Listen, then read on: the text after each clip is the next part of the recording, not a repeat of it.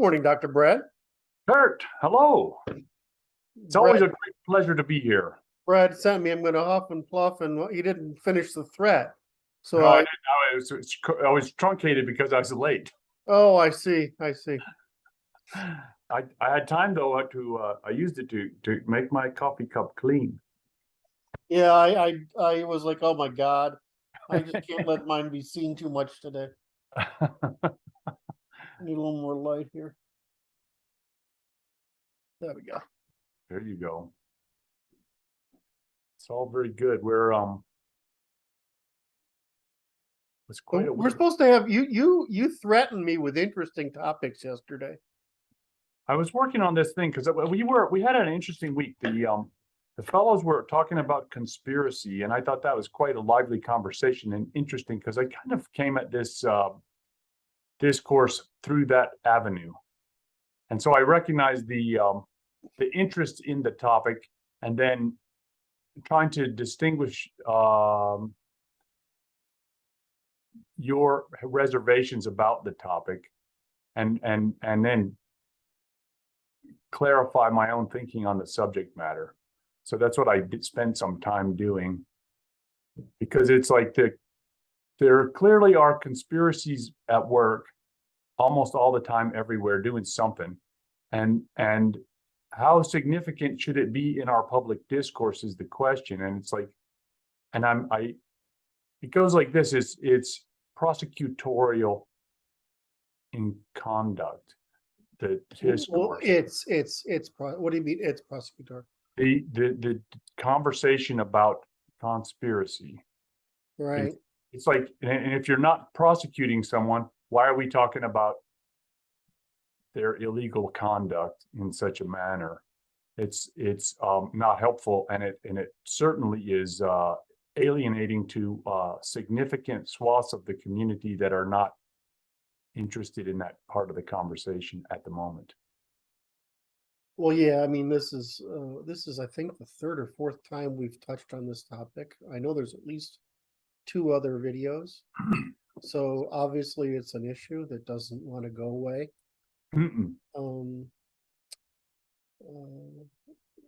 So anyway, I don't know how you want to frame this or start this. I was what I did was I kind of I wrote it up yesterday. The problem is that the enemy certainly has conspired to organize the incentive structures of our social order, to organize the beta males and to and the Occidental females against the Occidental alpha males. Okay. So what's the difference between organizing and conspiring? So like there's because you follow conspiring is illegal. Something has to be illegal. It has to be secret. And so it's like these like the Davos crowd and their machinations are kind of secret because they're behind closed doors, but they're not truly secret, and they're not probably illegal because we haven't made laws against a lot of the things that they're doing.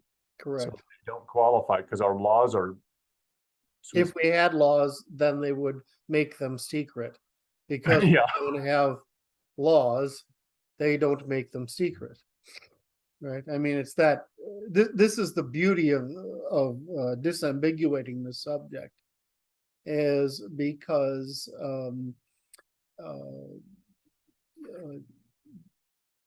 if you understand the 3 criteria, you understand, you can manipulate the behavior. You can say, okay, here's what they're doing. Well, theoretically, it has to be a crime, it has to be in secret, and it has to be done intentionally, right? Those are the 3 criteria, right? Right. So my point, go ahead. No, go ahead. My point will be this: it's like it kind of points to occult control of some group that we can't properly identify, and we can't properly prosecute, and so it turns into a dead end, a moot point, and it's just a dog chasing his tail. And so we don't want to be seen in such a conversational light. as, Oh, I see, you're trying to jump that way. Okay, so the problem is that conservatives tend to poison their own well. We conservatives tend to play the crab bucket mentality of dragging each other down, and they tend to poison their own well. And now, for some reason, the left can speak in absolute ridiculous nonsense and and use their false accusation and their goalpost moving and revisionism endlessly. But this is okay. that But doesn't bother their team. well, and we have a hard time defending against because it requires intellectual honesty and consistency on their part. Well, they don't practice that. We practice intellectual honesty and consistency, right? Now, the problem is that that there is an oppression narrative on the left that is driving this myth, and there's a conspiracy narrative on the right that's driving the behavior. Are both of these statements, oppression on the left, conspiracy on the right, partly true? Well, are you being oppressed or domesticated? Right. Are people conspiring, or are they following a different strategy? Right. And so when you start looking at it like this, you're like, okay, we're using inflammatory moral language on both sides to simply talk about the fact that we're pursuing two different strategies, the male and the female.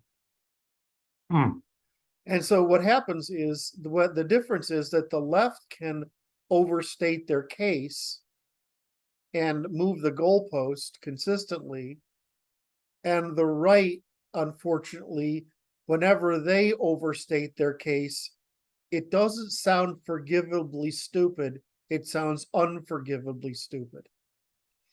So that's because of the internal consistency of the right. correct.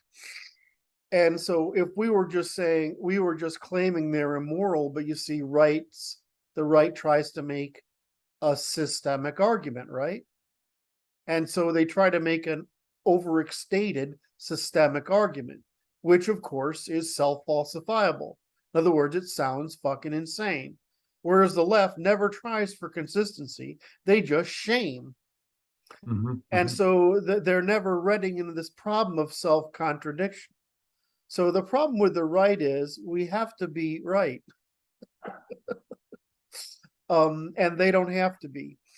If we're going to be, we can either do one of two things. We can just shame them back and describe that and debunk them, or we can prosecute them, which is the term. But if we prosecute them, we can't be wrong.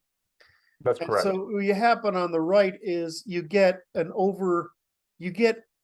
this concept of conspiracy, which requires secrecy, intent and knowledge of it, secrecy and criminality to things that are not secret, are common interest, or just strategy, and are not criminal or not yet criminal. Wow. And so this is the fundamental issue: is the left. We can use hyperbole to demonstrate, which I'm saying very deep things. I don't know if it's coming across. The right will use hyperbole to exaggerate, right? And our means of exaggeration is saying, what if everybody did that, right? It's systematizing scale. The left exaggerates by claiming that they're being widely oppressed by design. No, this is just a bunch of nonsense from both sides. The difference is that for some reason, we forgive the stupid female nonsense, and we don't forgive the stupid male nonsense.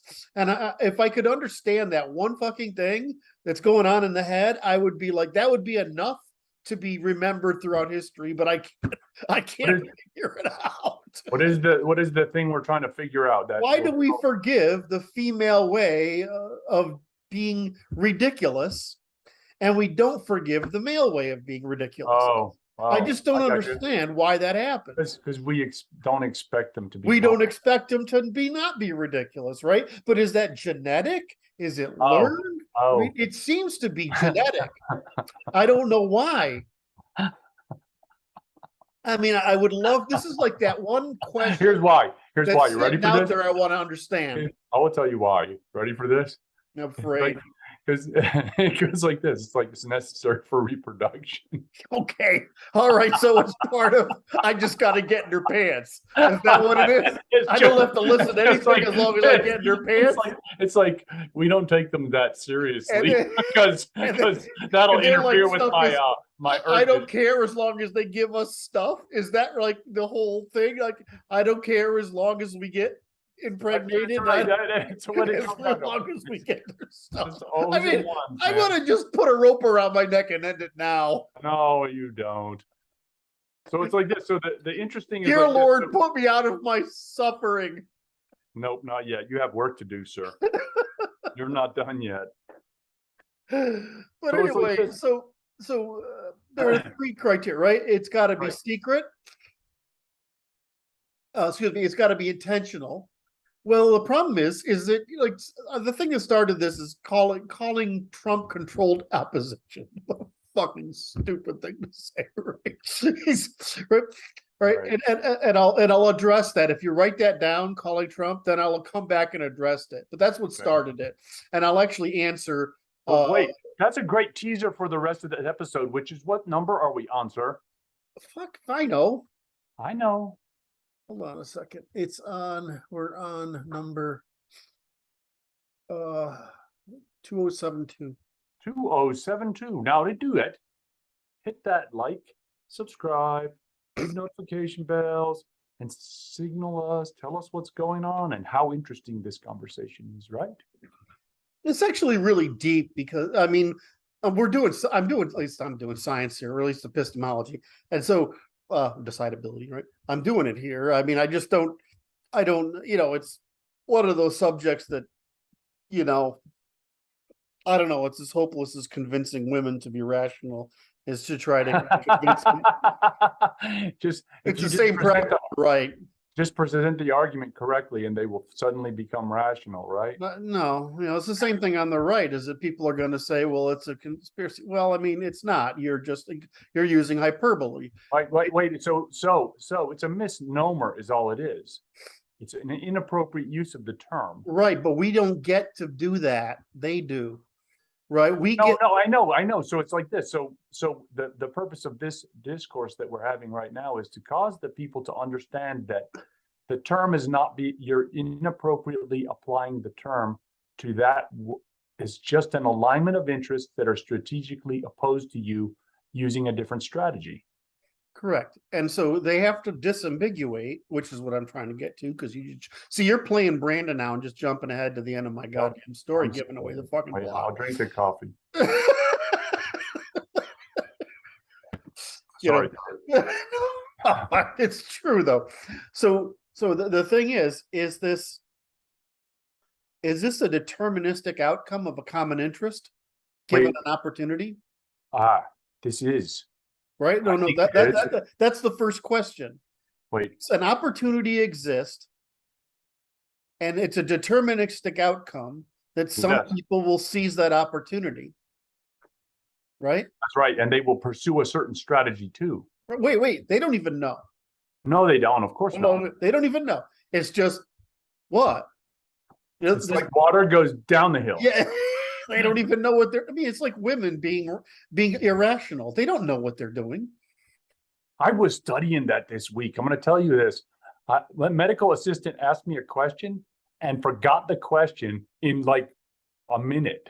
I'm like, do you remember the question you asked me? No. I'm like, it's amazing. So let's just disambiguate. Step one. There is an opportunity that people have an incentive to exploit. Yes. Now, realize that we have different metaphysical judgments about the world, especially the male and female differences. You mean values? Metaphysical values, right? Judgments, values. Which side of the coin do you want to talk about? Yeah. So, we might, for example, for a man, you might pursue responsibility. But for a woman, you might, or the left, you'll pursue an alleviance of responsibility, right? An alleviance? I just made up a word up there.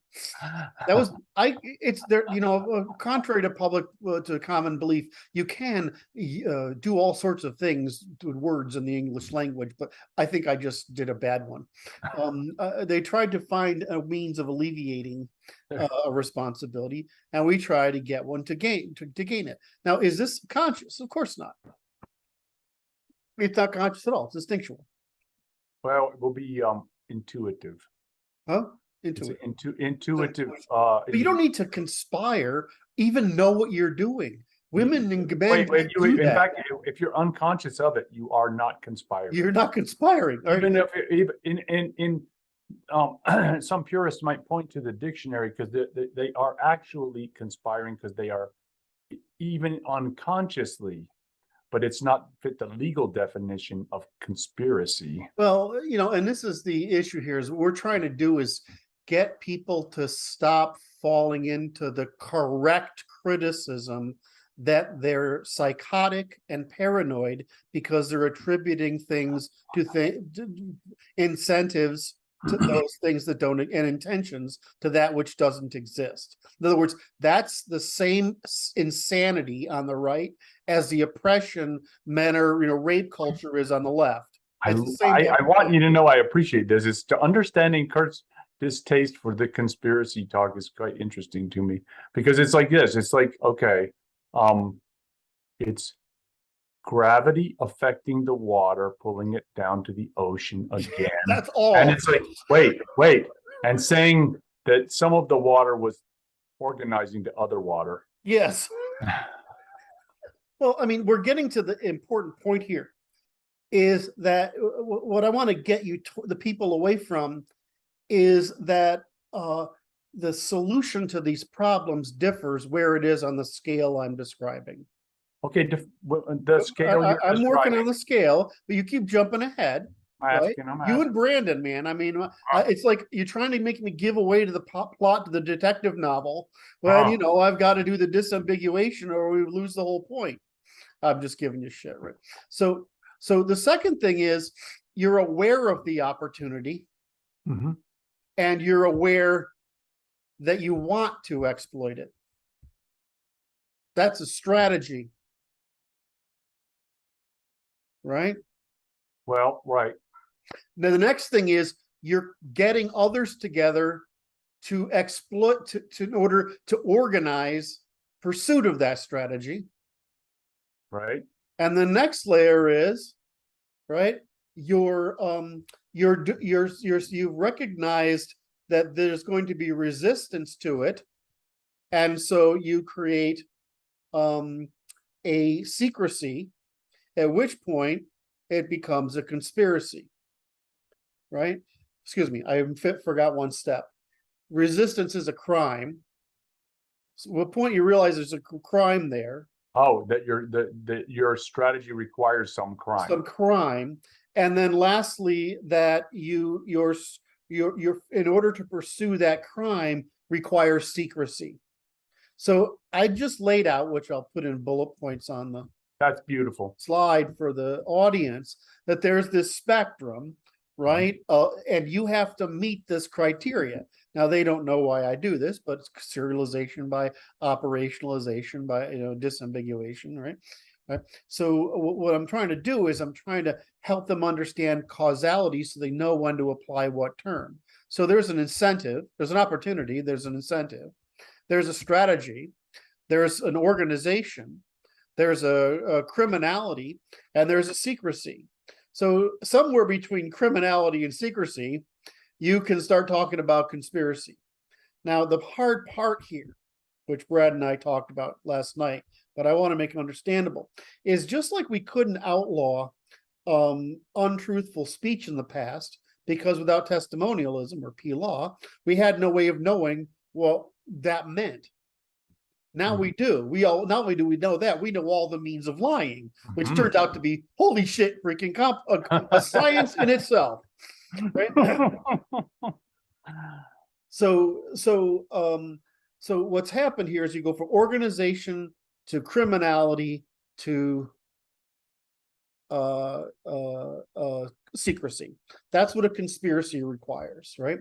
Organization of criminal action in secrecy. The rest of these things are just organization to pursue a common interest, a strategy that's been identified as something to seize, and an incentive to because an opportunity exists. But like I said, in the past, we couldn't outlaw false speech. So we couldn't outlaw conspiracies. In other words, there's no way to call something a conspiracy if it isn't secret and criminal and secret and criminal. What's the third one? Both secret and criminal. Organized secret and criminal. Oh, intentional secret and criminal. Yes. Excuse me. Intentional secret and criminal. So, so that's the criteria for conspiracy. Now, the problem is, let's look at these three things: intentionality, criminality, and secrecy. Now, but if we know that the natural law is what determines criminality, not what's codified. In other words, there's a difference between crime and tort, right? So the point is, we need to move conspiracy from a crime to a tort. Ah, Does that make sense? I like that. We need conspiracy from a crime to a tort, and a tort against the commons. Wait. So under natural law. By natural law, we could turn it into. It doesn't have to be a conspiracy because they don't have to be secret. You just got the gold star. Here, right on your forehead. Wait a minute, where's your forehead? There we go. Is it? Because it's that we can do that right now. We can do that right now. Now, okay, so now this is why these things are important. Now, once you say, well, the criteria is that you only have to pursue a tort. Remember, there's a difference between a crime and a tort. You're responsible and you perform restitution in a tort. In a crime, you have to have intent to do this harm, and now you're due punishment. So what we would say is that they have, just like in tort versus crime, and just like civil tort, like against another person, or public tort against the commons. Excuse me.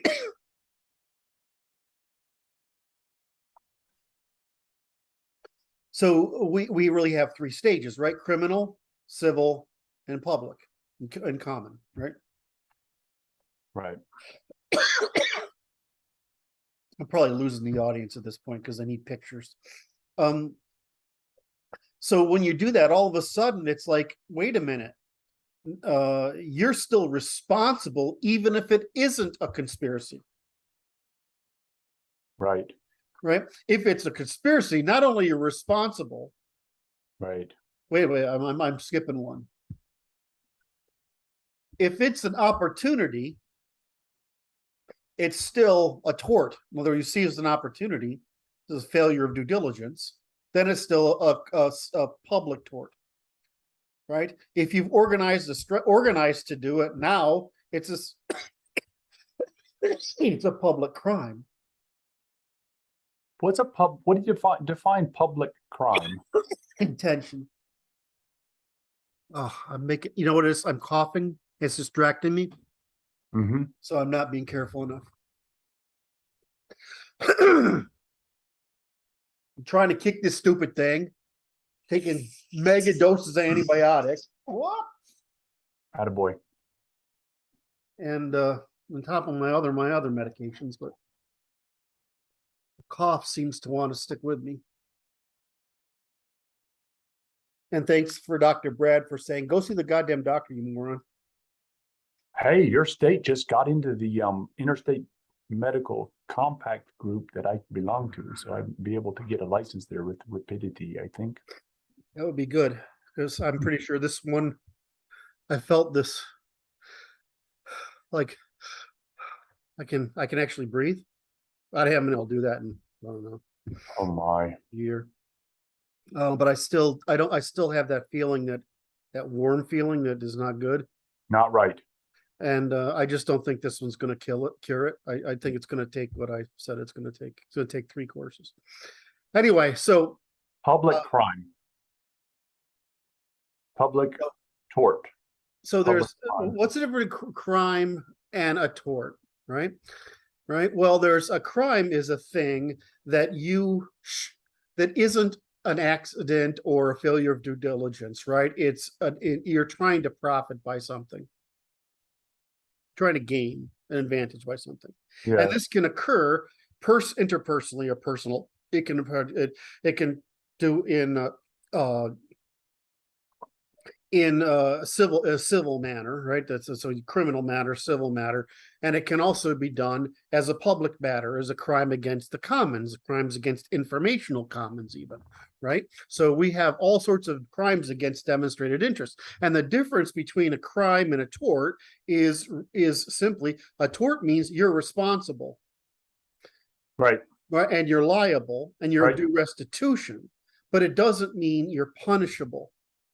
right, Where a crime means you're punishable. right, And the court has a objective, which is the third objective, which is it responsible? Were we responsible? Was it a criminal, an intent, self-interest? And the last one is prevention. right, Well, how do court has to figure out, how do I prevent this? Which right. is why you see people getting extraordinarily ridiculous sentences for some new crime, and then over time they reduce the penalty. It's because they're trying to, your invention of this crime, Right. It's problematic. you pay for inventing the crime. I mean, I don't think, even if you say that right there, I don't think that's taught in law school. I'm pretty sure it's not in criminal. Right? The fact that that's actually how the system works is that you get, you'll be the first guy to do something stupid. Innovation. Right? Well, it's that Albrecht, I think is his name. The crypto. Yes, fellow. exactly. He got like 2 million years. Right. I mean, you burn a guy in public with gasoline painfully, right? And you pour salt in the wounds because you want to say, don't do this, right? You don't want to be quiet over somewhere there. You want to say, don't do this because we're going to do to you.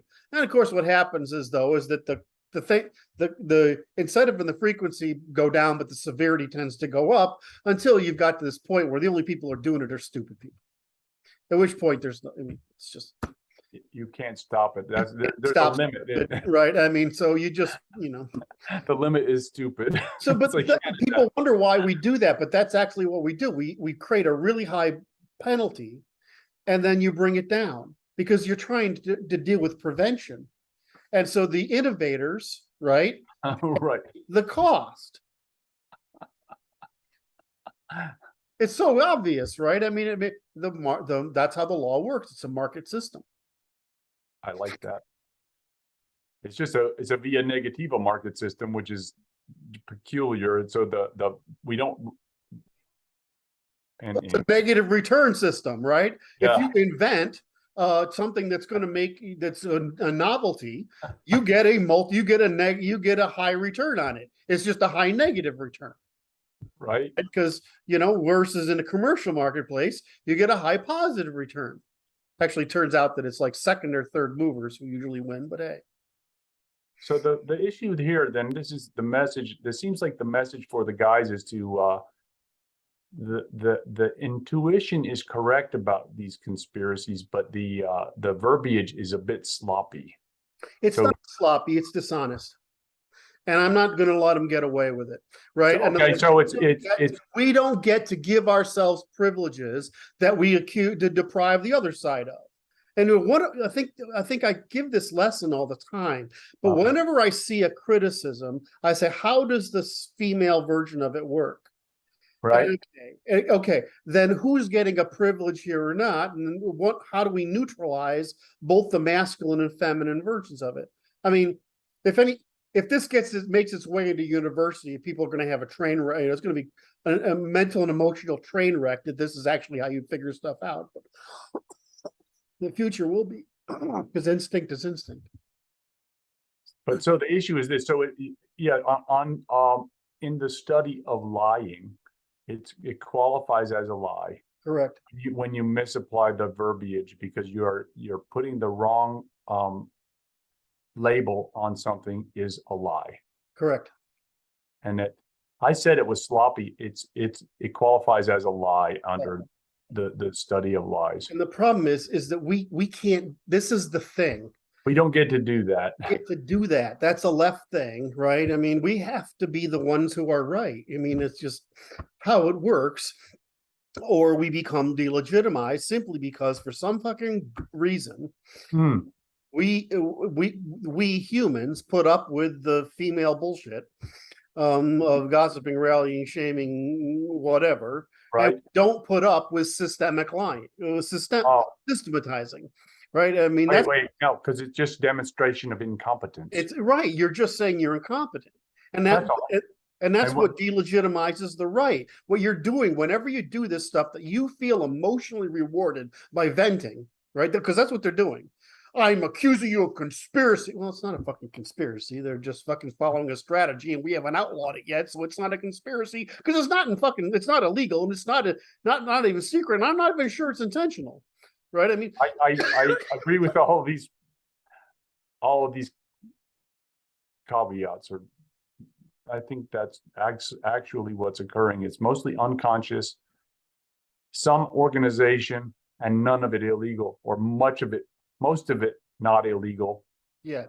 I think there may be some conspiracy associated with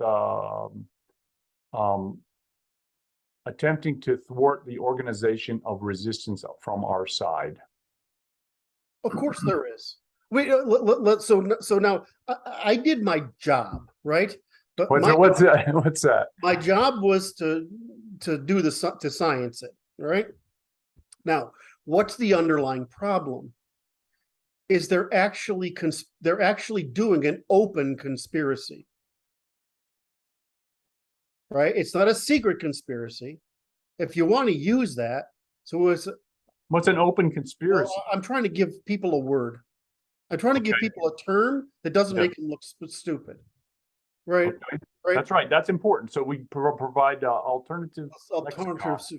It's an open conspiracy first to bring the Frankfurt School here, to convert from class Marxism to race Marxism, and to use race Marxism to undermine the institutions of Western cultural production, starting with the monarchies and working down. They were successful with the monarchies to some degree, and we know that Jewish thinkers specifically understood that this was the problem, that they were constrained from becoming financialists by the monarchies. Right? In other words, we invented fiat currency and this displaced it. In other words, that put the government back in control so that it made it necessary to take over the government. In other words, it needed to displace the monarchies, take over the government in order to continue the predation on the people through financialism and baiting into hazard. So what they had to do in order to bait us into hazard is maximize the opportunity to bait into hazard by suppressing all of our institutions that in turn suppressed our hedonism, opportunities for hedonism. In other words, they're systematically eroding our institutions, all of which uniquely to Europeans foment responsibility, which prohibits the baiting into hazard. Right. Right. And so like I said, there's just a simple hole. So they came here and they conspired to do this. They wrote it down. It's not a conspiracy. So an open, what does you call an open conspiracy? Well, I call it a strategy. Right. I mean, it adheres to the group strategy. That's all it is. And active participation in strategizing and organizing. It's an open conspiracy we have not yet criminalized. First of all, because we don't do that shit, so why should we? Right. We didn't think of that. We didn't think of it. We've engineered our society to do the opposite, which Right. is to never bait into hazard and to force responsibility down as far as possible. But what does the female and the left and the Jewish thought leadership do? Just the opposite. So try to sell the deprivation of responsibility. In other words, don't force people to be responsible, therefore maximize the opportunity for baiting into hazard, which which allows extraction, especially extraction by parasitism upon the commons, returning us to a low trust society like the Middle East. So that's what they're doing. Now, is that a conspiracy? Absolutely, there's good, but it's not a conspiracy in the sense of it's secret and it's illegal and it's intentional. In other words, there are people who just do it because they're monkeys. There are people who, right? There are it's not illegal because we haven't, even though it's illegal under natural law, it's not illegal under our law. All right. And so I said, I got intentionality, that I got criminality, secrecy, and secret. And it's not secret because they did it fucking wide in the open. So is it a conspiracy? No, it's a freaking it's a competitive strategy. Now you could say it's an open conspiracy. It's open warfare. It's open warfare. It's open warfare. It's open warfare, open strategy. It's, conspiracy is generally. So the issue is the word conspiracy is too ambiguous to correct. Employ. And so what happens is our mad boys, they are so angry they act like children. Wait, I want everybody to wait. This is important to everybody to realize this. This is a phase that we all must process. Okay, yeah. Right? Because it's like this. Because when you wake up to the fact that you've been robbed blind, you're naturally, you're gonna be hot. And it's like, okay, so it's like we got to cool you down before you go out and make yourself look like a jackass. That's all. Okay, so here's the problem. Okay. So when you're conservative, it means you're low in agreeableness. High in systemizing. Now that's a nice word. What's that? Being agreeableness. I understand. Right, but so conservatives have low agreeableness, which means we're more likely to tell you the truth regardless of how you feel about it. Oh, so high truthfulness. It's high truthfulness, right? Well, high truthfulness and low truthfulness. Yes, well, that's the right answer, but they try to make it agreeableness to make it sound nice. I know we're going to do it. We're doing that. Turn the diode over. Truthfulness and low truth. So the problem is you go from disagreeable to antisocial. Oh my! Right, to dark triad. Wait, dark triad. Elucidate dark so triad. Basically, to you go from disagreeable to antisocial. I don't have my. You can't see my. Disagreeable to antisocial to sociopathy. Yeah. Right. So the problem is, no one is going to listen to a sociopath. They're not going to listen to a what I say. What's the middle one? Disagreeable, antisocial. Antisocial is not going to be making enough broadcasting in a meaningful way. We got to get everybody down here to merely truthful, right? And so the problem, because truthful is hard enough for people to listen to. Exactly. They can't even stand it.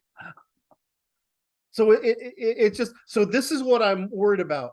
What happens is online is most likely to attract the antisocial and sociopathic. And among our men, you show up, conspiracy theories show up in the people with their schizotypical. Ah. right? So we're starting, they don't realize that they're crazy. In other words, they're crazy in the sense that they may be expressing how they actually feel, Yes. but the way they feel is irrelevant because you've taken yourself out of the marketplace for rational discourse. You're basically saying, you're so dangerous, we should put you down. And so that's what I'm trying to stop, because that's what the right does. They go to Richard Spencer showing up with Nazi flags when it was supposed to be an alt-right movement, right? They go to the three guys in my group that come to my thing and do Zig Heil. It's three fucking idiots show up that we don't know, right? And they're stupid enough to do it. Why? Because they're children. Right. They're acting out and they're demonstrating that their anger is all it is. In order to fulfill the male role, you have to systematize, you have to be truthful, right? And you have to be adult.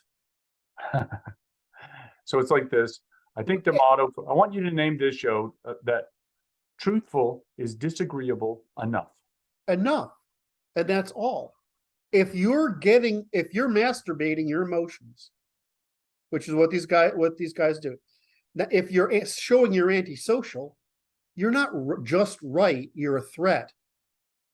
If you're sociopathic, you're not only just right, you may still be right, but you're not only a threat, you need to be put down.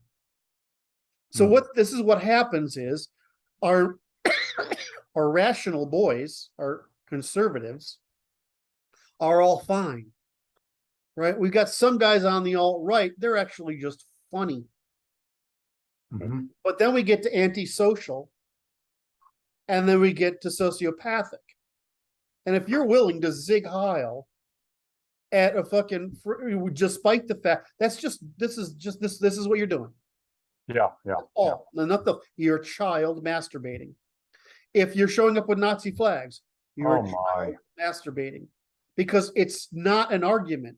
You're not saying that you're rational and a male, paternal adult who should be in charge of anything, because you're not even in charge of yourself.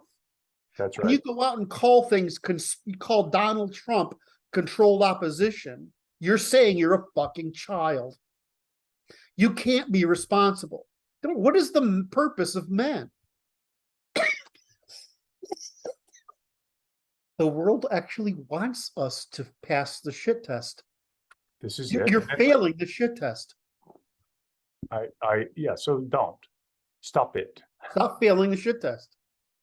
Right. And it's okay. It's a big difference between showing up with guns and saying, I'm willing to kill you, and doing it with a Nazi flag. Right? One is the first is an adult to say, I'm willing to kill you in order to implement, so that we can change these policies so that you no longer commit crimes against our people. Right. That's an adult. You can show up as many guns as you want to do that. And you can say that over and over and over again, and there's nothing that can be said. But the minute you show up with, drama queen shit, that's, right, because it's like a Nazi flag is the equivalent of a tranny's dress. Exactly. It's fucking ridiculous. So, I mean, stop doing it. Right. Please. And it's what for example, here's a problem I have. Like the ADL has put the Northwest Front guys on the list. They're just separatists. When they say they're into National Socialism, they mean nationalism and social democracy. Right. Right. They want ethnocentric world because they want to live in a high trust polity. Right. Well, great. It's hard to argue with that and some of their people will just say that's all we want. Well, that's fine. Can't argue with it. I mean, you want to build a city where you have like rainbow colors on things and trans bathrooms and this kind of shit. Fine, but you can't. We want the right of exclusion. We want to exclude you. And wait. The fact is, we get to want what we want, even if you find it distasteful. And reciprocally, you get to want what you want. But here's the trick, that me saying that doesn't mean I think that's the right course of action or not. I'm just saying that everybody gets to want what they want. And it's unavoidable that they will do so, and then they will not conspire, but they will seek to achieve those ends. Yep. Because they will pursue opportunities towards the fulfillment of those intuitions. Correct. That's what fair is. That's what reciprocal is. That's what moral is. Go do whatever the fuck you want, but we need the right of separation, which is the right of exclusion. That was 70 years ago. That was gone in the United States. Well, I mean, but yeah, again, they at the time that is when they'd already had 15 years in the post-war period of the Marxists getting into the academy and building up students they could rally. Yeah. So we have to go fix this, which is to lay out this. Like I said, what does the law do that we've put together? It creates a standard of measurement from which you detect a deviation in either direction. Right? You can defect, we can say, here's a scale for every topic in human potential. And we can tell you how far it's off. You can choose to go that way, but you can't. But the minute the scale is off, you can't choose to force the other group to go your way. Right. I like this. So the issue is this, and I didn't detect this as a lie because I wasn't using that standard of understanding the application of the word conspiracy in this context as a lie, because it is, and it's like it fits the definitional standard. So that was a clear finding of fact. Well, from the perspective of natural law. Well, just call it either an open conspiracy or a war, right? Call it one or the other, right? Or I prefer you called it a warfare by an open conspiracy. If you want to do that, then that's operational statement that's unambiguous. Because it's war against the instruments of cultural production, which they have done intentionally. They have conspired to do it, and it's open. That's right. It's criminal. It doesn't need to be secret because we haven't criminalized it. No, that's our fault. Right? That's our fault. That's not their fault. I'm bringing and it's organized, so it's intentionally organized. So it is an open conspiracy to conduct warfare. But what the problem is, when you say conspiracy, you're talking about three guys with cigars in a fucking room talking about how to get some, steal the jewelry. I mean, it's just not like that. I mean, the reason being that 80% of these fucking leftist morons running around are just monkey NPCs repeating chants. They're not decision makers. Right. They don't have understanding enough to have intent. They're just monkeys following an incentive. Just like most fucking idiot conservatives are. I mean, there's no goddamn difference. The difference with ordinary common people in the middle is they're like, just fucking leave us alone and we're doing fine. I wanted to point to E. Michael Jones's work. He makes this magazine, Culture Wars magazine, because it's the same thing. He's talking about the very same thing by different terminology. Yeah, we've talked about this a bunch, and we've tried to contact him, but it's like other than the frame, it's hard to disagree with anything he says. He's right on the money. But so the issue is this. So I think there's a certain coalescence of thought and organization of Western men who are operating within a systematic framework to generate a proper response to this warfare. Correct. Okay. And so it's like this. It's necessary for us to frame it in such a fashion that is understandable by other ones who are sympathetic and helpful and operational within this frame because we're not organized. And so what I like about the Jones, the Catholic Church strategy is institution. It's an existing institution. The second thing is that under the church's Aquinian logic, they're more emphasized on dogma than they are on scripture. Okay. And so, when I look at it, I'm like, well, the difference between the Catholic view and my view is that I'm like, it doesn't matter if God exists or not, right? And they say it matters if God exists. But from that, the logic is the same.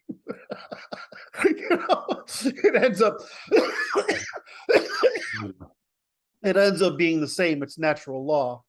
It's whether God wills it or, my view, if there is a God, he said, excuse me, evolve, and he went took a fucking nap until sentient life came around.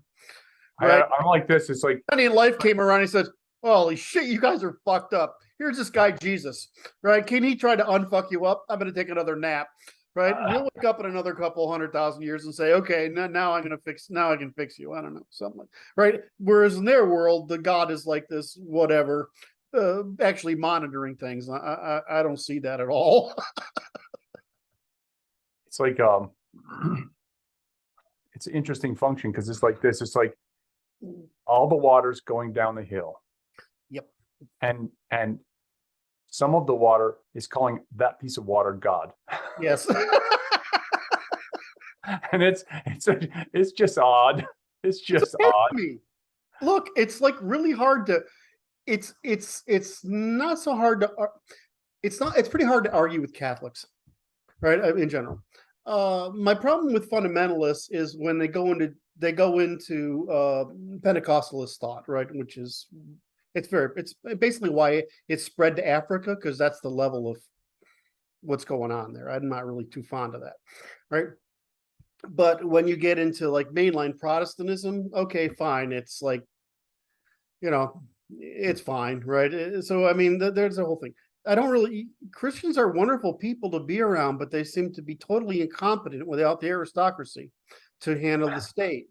And so I want you to clarify that a little bit.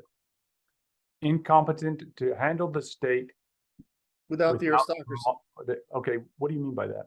Well, I mean, the European civilization is trifunctional. We have the law, right, which is common and it's empirical and it's evolved out of cooperation by the normal people. So it's a discovered traditional common law. Right? The state will enforce that for us, but it's actually just human behavior, right? Then you have the military, which is the traditional state, right? That's the real function of the state, is ensure of last resort military. Well, the aristocracy is the other side of the right-hand side of the equation, whereas the law is the neutral. And the feminine side of the equation, the left side of the equation, is the church. And it's really family, commerce, and state. And we have these three sets of institutions that, commerce being law and the state being, being defense. And the church is our church, whereas Islam, they put them all together. Our church, our Christian churches are absolutely fucking incompetent without the monarchies and the nobility. And I'm like, well, because they have to live, because you're supposed to you've got to tolerate life at the feminine bottom, but you've got to deal exclusively with reality, unceremoniously and unforgivingly in the military. And so without that, the church is just fucking useless. So they're completely unable to defend us. So the church is unable to defend us, is what you said? Yeah, I mean, what's mainline Protestants is basically a resistance movement. The Christians to resist to act as an opposite pole to the aristocracy. Right, but that's what trifunctional is. Nobody I understand. Get ahead. I'm clarifying that for the audience. Oh, okay. And it's like this interesting function because it's like, because what happened was the aristocracy was neutralized since Darwin, and the church devolved and turned into it went into what would I call it, a decadent state. It is. It's really just trying to stay alive by preying on the poor and ignorant. Instead of taking responsibility for the moral condition of the people, but providing a court of common dispute resolution over moral matters, which is the purpose of the church. It's education and morality. The purpose of the law is commerce and production and trade, and the purpose of the state is arms and defense and order. I mean, it's not fucking complicated. And the thing about the West is we developed law first, because the only way to organize the military families, and those people, the law and the military, conquered the peasantry, right, and enslaved them. And then they treated the enslaved people as domesticated animals. And then you could rise up from slave to serf to freeman to citizen, and even in some cases, sovereign nobility, if you could demonstrate that you had the same responsibility as the aristocracy. Right. And so you could have this, we had this mobile system, but because of that, we never fall into the trap of the Middle East, which was this fundamentalist religion, or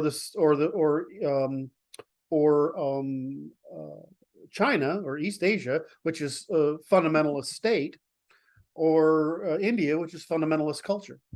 We never fell into. Oh, that's an interesting premise there. Fundamentalist culture, because it's class immobility. It's well, they made classes, right? The Chinese made a hierarchy of families, and that's what Confucius did. He said, I can't solve this fucking problem. We got to all act like a family. And then, right, it's just a hierarchical family. And the church made it, and the Muslims made everybody equally a peasant.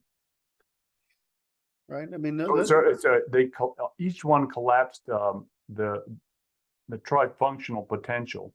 Yeah, they lost their trifunctional potential. And what the reason is, you have to discover law first. Right. In other words, law meaning reciprocity. You have to voluntary cooperation first. So if you have we had a middle out strategy, which is, you have to voluntarily build these coalitions, and when you do that, all of a sudden it's just what we call democracy, but it's really just contractualism.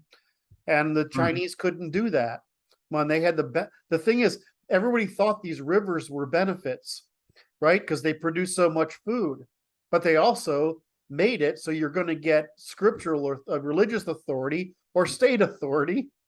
You weren't going to develop law and reason. It's just funny, it turns out that our disadvantage as cattle raiders on the Eurasian plain was a macro advantage. But it's interesting because it's like a flywheel that was slow to get running. Well, yeah, exactly. You needed those rivers to create the bronze. Right. Right. You needed them, but there's benefit in being a second mover. Not a first mover. These first movers, they all collapsed by 800. Right. They first collapsed when we came about, which is the Indo-European expansion, just destroyed everything. Right. I mean, you can see the Abrahamic religions as just a counter-revolution against the Indo-European expansion. In other words, you have the Indo-European expansion creating the Bronze Age collapse, right? You have the restructuring of the civilization, recovering from it, which produced the axial age, which is the European philosophy, Chinese European rational philosophies, Chinese wisdom philosophy, Indian mythical philosophy, and Semitic scriptural philosophy, in other words, totalitarian religion. So you had these four ways, and Africa, of course, stayed magical because it didn't get there till now. Africa's Pentecostalism is just going through what we went through 3,500 fucking years ago, So is that right? Yeah, 3,500 years. So I mean, this all just sort of happened, and everybody adopted these different things. We just got lucky. Got fucking lucky. It's funny. It's yeah. Evolution. Evolution just tries. We just are the ones that got lucky to try to make contractualism first, as a starting point, which leads to how do you negotiate truthfully, reciprocally, right? I mean, how do you warfare together voluntarily? Well, you got to hold to your promise, and then you get stuck in the head if not. I mean, there's only a couple crimes in ancient European law that aren't restitutable, and one of them is infidelity, which is disloyalty, right? It's defection, and the other is cowardice, which is of course defection. So the only thing you can do is break the contract, right? I mean, that you can get killed for. Everything else you just have to pay compensation for. Sounds like a shareholder agreement to me, right? So, I mean, we invented that quite by accident, and it just turns out that ends up with top-down aristocratic civilization, producing military reason on the way down, right, in competition with the law and the religion. Now, we had these times where there's this weird trade-off between, like, some people can do the religious duties if they're from the aristocracy, and sometimes there's a dedicated priesthood, and right, but and the state does the law, or sometimes the faith does some of the law, right? But no institution had power over the other, so we made trifunctionalism, which is just evolution. What happened in the others? They went monopoly on some strategy, culture or class, fundamental scripturalism, occultism, or state, which is authoritarianism. And in those cases, they gave up trifunctionalism. And so when they did that, they doomed themselves to lower evolutionary velocity, which turned out to be a total collapse of all three civilizations by 800. Wait, I don't like that terminology there. Huh? They didn't doom themselves in some fashion. They pursued a strategy that was slower rate of evolutionary adaptation. Correct. But they may alter their course given science. Oh, correct. Although what you see right now, which is the scary part, is somebody just started talking about this the other day, and I was so happy. One of the public talking heads, I don't remember what it is, was somebody who actually knows what they're doing, and I can't remember who that is at the minute. It says this strange ability of the Chinese and the Indians to resort to making up magical thinking, making up histories that didn't exist. Right? Okay. Well, we know that's the Middle Eastern thing, right? They make up shit, right? But of all the shit that's made up, it turns out Islam is like the least bad because it's the most, right? I mean, it's mostly historical, right? I mean, because it's mostly recent. But the Confucian stuff isn't made up. That's just reality. I mean, the biblical stuff or the Torah stuff, that's all made up bullshit. Excuse me. It's all storytelling. Excuse me. Right? It's fictionalisms, because a lot of that stuff didn't happen. And then we have Western, where we are very selective about our memory, right? Our memories. We're pretty good at it, but we're selective about it. What do you mean by that? We're very good at the Whig theory of history, which is that there's a ongoing progress. Theological. Yeah. Whereas there's been about four failure points in Europe's development, but we always recover primarily because of trifunctionalism and non-centralization. The minute you have centralization and you have a collapse, it's really hard to recover. But if you have federations with a lot of competing governments, it seems like there's a lot of chaos, but the truth is you can always recover because you have new nucleating points, all these new places to simply shift the power to, and this turns out to be a stepping function across different things. In the end, it turns out to be a stepping function of the places that have the lowest cost water transport, right? Versus those places that have the most agrarian production, right? So you end up with the naval federations and the desire of continental states to form, like France, it's trying to become China, right? I mean, Russia's trying to become China. China's trying to become China. India's sat there and it's like, we didn't try to become India. We just sort of, and the British made us this way, right? I mean, and all of a sudden they end up with India. India's funny. They tried the They had this weird mixture of the leftover rule of law of the English colonies and their incredibly failed experiment with Russian or Soviet government and product, and they still are so screwed by their existing licensing. There's a lot of red tape there. Oh, Why there's so much corruption really in India. That's why the real problem is they're going to be a great people. I don't think they'll ever be a great power, which is probably good, which is what you'd like it to is see. good. It is good. I think, I don't know. I'm going to send you an article that I found today. I'm not done reading it, so I was loath to send it to you, but it's talking about incentives. The incentives of all the players in the global game at the moment. And it has to do with, Obvious though. One of the things we talk about, of course, we've covered so much material that nobody Right. can remember, right? They remember the last three things we talk about or whoever's running.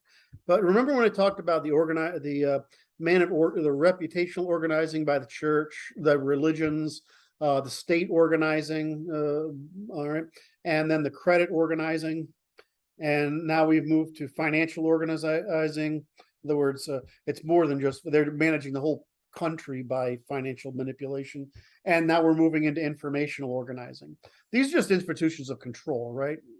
yeah, So it's obvious what's going on, right? We're just keep moving up this ladder, and if you don't know that's obvious, these institutions are naturally going to evolve until they cover every means of influence, from social to force to financial, economic, or informational. You don't realize that this is just a deterministic process, that we have to keep outlawing corruption as it emerges, as we develop each new layer of means of coercing people, right? So like we haven't figured out yet, we haven't yet outlawed this international financialization, but at the same time, we haven't outlawed this manipulation by social media, right? Both of these things are easily fixable.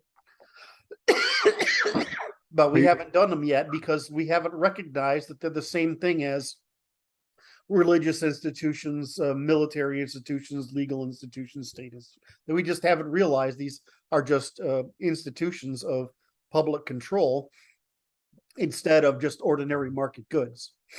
yes. Anyway, I still have one thing left to do, so I'm waiting for you to go through your thoughts before I go back to Mr. Trump. Go ahead and go to Mr. Trump. That'd be all right. All right, so what I want to talk about is, now that we've beat to death, or at least hopefully we've clarified the conspiracy issue, right? Now, and I've tried to emphasize how one point, which is how the right disagreeableness moves to antisocial behavior, which is produces negative to sociopathic behavior, which is which is what our sociopathic behaviors and our antisocial behaviors are what get the right crucified. Why we fail. Those people bring the right down. Right? In other words, it's really easy to tear those. They are charismatic times. Well, they just make a lot of fucking noise, and they make other infantiles chase them. Right. Right. So they mislead. It's like the Pied Piper or something. Exactly. They're horrible. So whereas what the right is known for and is really good at when you talk to theorists from the opposition is we educate. So with the minute you're not arguing and educating, and you're moving into, and there's a point at which ridicule is okay too, right? But right. when you're being antisocial or sociopathic, right, which means you're lying, which is what conspiracy theorizing is, and you're showing that you're irresponsible. When what they actually want, the world wants from conservatives, is to be responsible and competent. Right? It's just the left is just a shit testing machine, and the antisocial and sociopathic males are basically evidence of our incompetence. In other words, they're what says you aren't fit to provide you aren't fit to survive the shit test. Which is interesting. It's like this is it's an emotional emotional demonstration by the right is a demonstration of incompetence. Correct.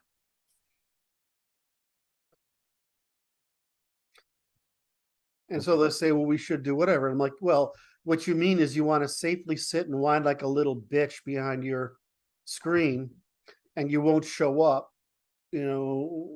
with pointy objects at every opportunity, instead of emoting and whining like a little bitch.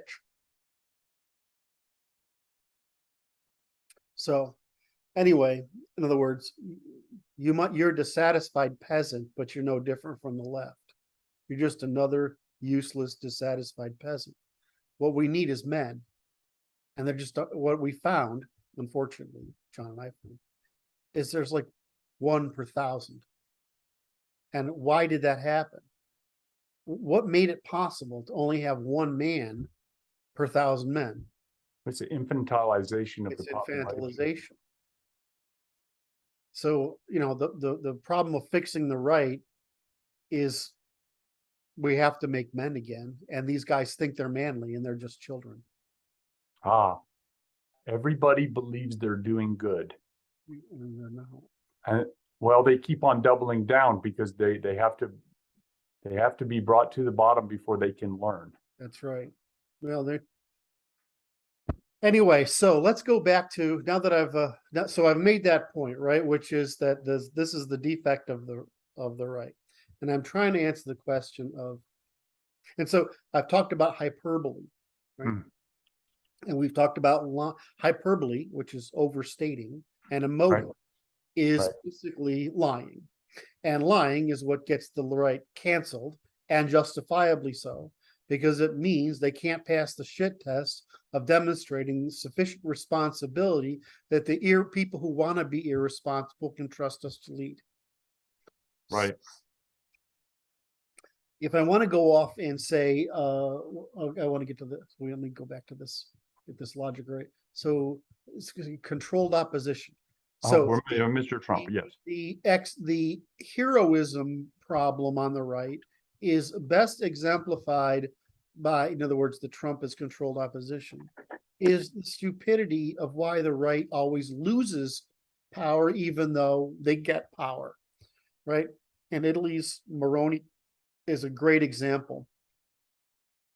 Is the only reason the right gets put into power is because on 1 or 2 or 3 matters, the other's opposition has gotten out of hand.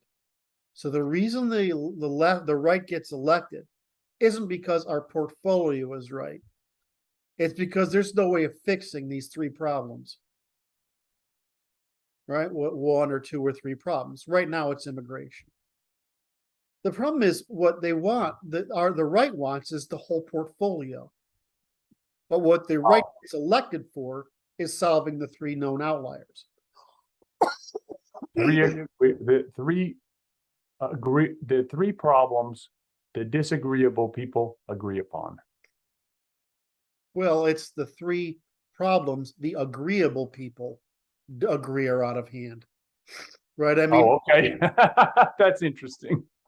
Right? I mean, immigration's fucking out of hand. Right? The middle, the left may not agree, but the middle does, and so does the right. Yep. Why does the right get put in power each time to solve a crisis? But if the right were given power, they just interfere in fucking everything. Right? Because that's our instinct. So that's why the right never stays in power. Italy's the greatest example because they have the most failed governments in Europe. Volatility of government. Right? And so this is why the right never gets in power and stays in power. It's because the saying is you have to let things bubble. In other words, the left works by incrementalism. The right has to work by incrementalism. You have to let things bubble into being the outlier. that the Oh, okay. middle agrees upon. And the way you do that is you fix the three outliers. So the middle is the moderator. The middle is the moderator. And so you fix whatever outlier, you've convinced the middle, right, that needs to go. But you don't try to do anything unless the middle agrees.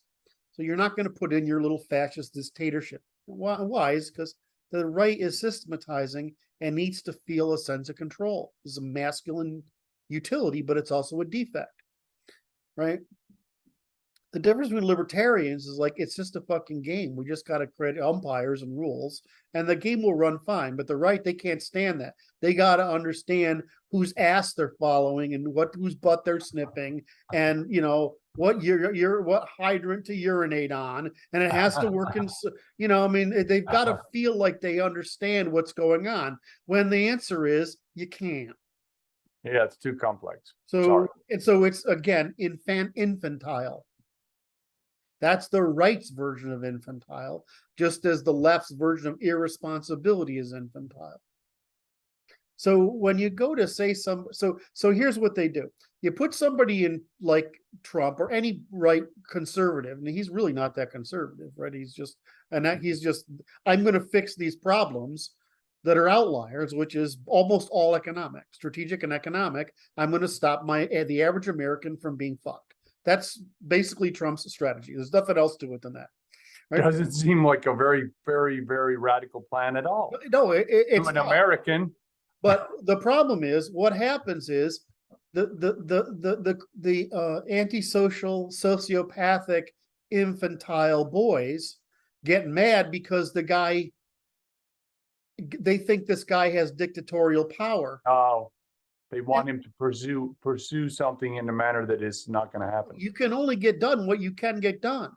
President in our country is almost powerless. If it can't be done with the United States Marines, it's really fucking hard to do. I mean, that's really the branch that works for the president is the Marines, right? If the president wants something done in the world, if it can be done with Marines, he can do it. Everything else is political. The Marines know this, by the way.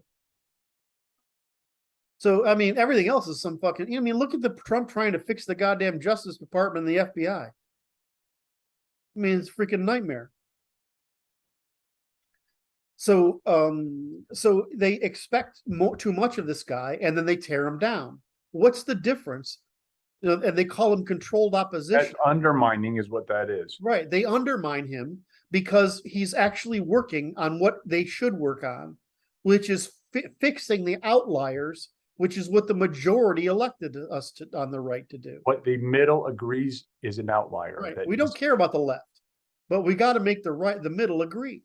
And they only can make the middle agree to what the outliers are. Now, when you start stepping on cockroaches, right? You step on the big ones and finally get the little ones. But, you're just stepping on, not that I have a lot of experience with cockroaches, but I mean, I'm trying to think of something that's ridiculous. Right. So you're like stepping on these, or it's like, oh, here's my example. This is the one I noticed. It's I need to pick up the scraps on the carpet, the things on the carpet. And you pick up those little pieces of paper that you dropped, and then you realize, oh, I see all those other bits of hair. Smaller things. Right. And then you pick up, oh shit, there's a crumb there. Right. And I need to go with the vacuum cleaner because I see this. Right. I mean, you only solve what's visible. Right.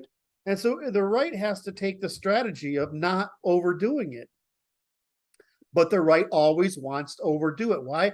Infantile belief that you just go hit the nail with the fucking hammer. Right. Instead of the paternal understanding that societies and doesn't work like that. Organisms, and that people adapt at different rates, and they can only do things that they understand and are interested and feel pretty good about. So you can't go out there and create Nazism, whatever, some fucking cult, right? Because Nazism is just a religion to compete with communism, right? I mean, that's all. Yes. So, which was a strategy. I mean, I'm not arguing with the strategy at the time. You just can't reconstruct that era. You're not going to come up with a new, you have to come up with something that competes with woke. You can't reuse what worked in the past when the past conditions don't work anymore. So So when you say somebody's controlled opposition, you're lying, you're showing yourself that you're incompetent, right? And you're the reason the right fails. So stop tearing down our own with expectations of immediate infantile extremes when we have a freaking we have 350 million people or whatever it is, and there's X number of people in the government related industries, and that not everybody agrees with you, and if they did, we'd all be antisocial, dysfunctional fucks like you too, and then nothing would work. Our job's to be the white blood cells, right? That's what you guys on the extreme are. When we say, okay, you think all this shit's bad, but the truth is everybody thinks this one fucking problem is bad. If we can't solve this one or two or three problem, you just show up and say, we're solving the fucking problem if you don't. That's your job. Otherwise, shut the fuck up. That's right. That's right. So that's my lesson is that it's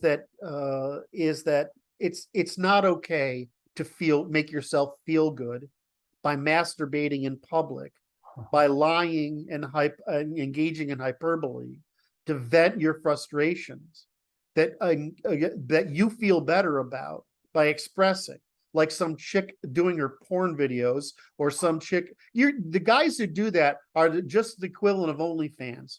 They're getting attention by showing off their vulgarity. Oh, that was wonderfully put. Right. So don't do it. I mean, stop being vulgar and trashing everybody on the right with your vulgarity. And if you think it's okay, you're just wrong. And at some point, we're going to have to either go to these guys and we're going to have to start disciplining our own. Yes. And before we get to a point where we can discipline the left, because we can't make the middle believe us.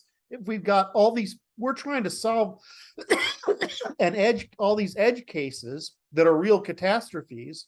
Yes. And they're trying to, they're attention whoring because they feel frustrated. They're just, these guys on the right, they're just, what is the OnlyFans? And what's the other one? The Photoshop, what's it called? Not Pinterest Pinterest or something like that. No, I know, what I'm talking about. I don't actually. Instagram. Instagram, Instagram is like for attention whoring for chicks, and OnlyFans is attention whoring for trashy chicks. Now, you don't want either of these kind of people to have anything to say about anything to do with the public. Yet our guys do the same shit. When they're out conspiracy theorying and other things, they're Instagramming, right? They're the male Instagramming. And when they're going off with this Nazi shit, they're fucking being OnlyFans, right? They're the male version of OnlyFans. And it just. Right. So yeah. They're undisciplined is all it means. Well, they're not. They're childlike behavior. It's childish, antisocial behavior for attention whoring. If you need attention that badly, why don't you work on making yourself less antisocial, more agreeable, and more desirous to be around, so that you actually have friends, that you're actually successful in life?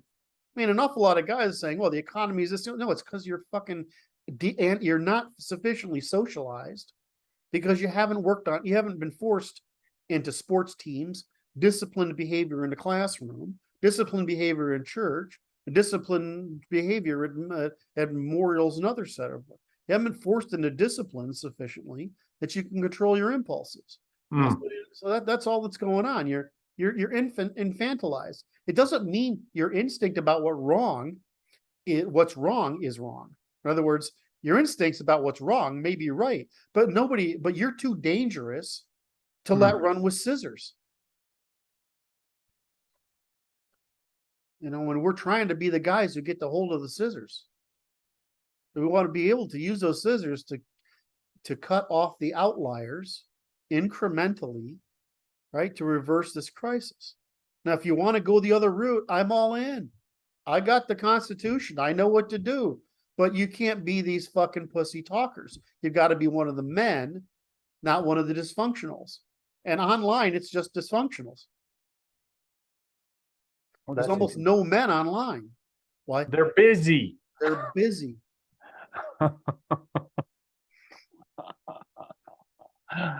Oh my. It is paradoxical because the men are busy and they have business to attend to. And it's like it makes them difficult to organize because they're busy. Well, you can separate the three guys that are actually trying to do something useful on the right, which I know, from the ocean of guys who are fucking ass clowns. Right. And the problem is all the ass clowns appeal to additional male ass clowns. And they basically destroy any possibility of achieving right political ends because they just overdo it. It's just like, what are the outliers? Our outliers our real outliers are the marriage relationship problem, which is childcare, whatever. Repatriation of of economic productivity, and immigration, and the false promise of woke by the left. I mean, these are outliers. So if you say, I want to solve these problems, pick a problem to solve, but don't just bitch and rail and emote. Because you basically do is every one of you guys that does that, their masturbation public masturbation is just antisocial behavior, and their aggression, their rage is just sociopathic behavior that all it does is delegitimize any chance of ever achieving the desired ends. Wait, and this is important, is that because it scares the middle. It scares the middle. It doesn't matter who gives a fuck what the left think. They're not enough. It doesn't matter what the right thinks either. Right. It only matters what the middle thinks because they're the pendulum that swings. Exactly. So it's all about, and the middle is be happy if we solve these goddamn four problems. They would be happy, but they're not going to say, just, I want to live under Putin's authoritarian. I mean, it's just, you have to be a fucking moron. What kind of moron? I mean, I can't believe some of the stupid shit people say to me. Really? It's just unbelievable. I'm glad they don't talk to me. Well, I've, over the course of the past 12 months, October to October, you have slowly convinced me to stop reacting. Like Brad's water on a rock. I'm a pretty stubborn, stupid rock, and you've convinced me to stop interacting. I'm like slowly, this. Slowly, and I admit it very, very slowly, I've begun to see the light. I want you to know, Kurt, it's like this. About a year ago, I'm like this, man, this rock is big. It is heavy. It doesn't move at all. So, I just fucking ignore them. Right. But the problem is that sometimes there's just this opportunity to use whatever stupid thing they say. Right. So it's a utilitarian function. Right. I mean, it's the same with some of these leftists.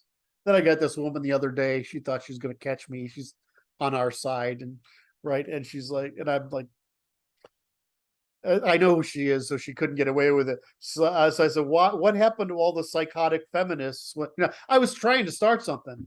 Right. I couldn't get any feminists to take the bait. And I'm like, just going over the top. Right.